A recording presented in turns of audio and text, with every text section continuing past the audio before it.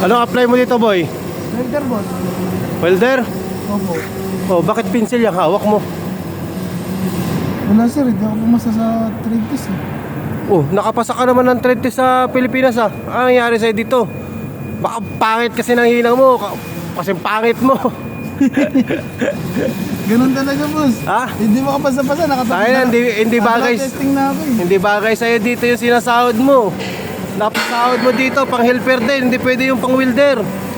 Ah, pencil at saka grinder lang naman hawak mo dito eh. Nakalusot naman eh. Hindi pwede yun. Bibigyan kita ng $300, masama pa loob ko. Oh, Grabe pag binigyan ka $300, logi pa yung kumpanya Ang layo. sa'yo, boy.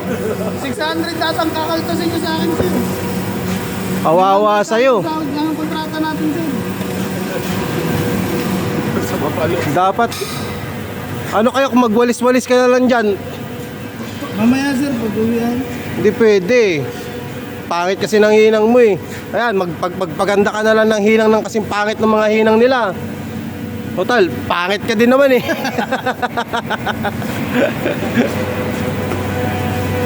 Tapos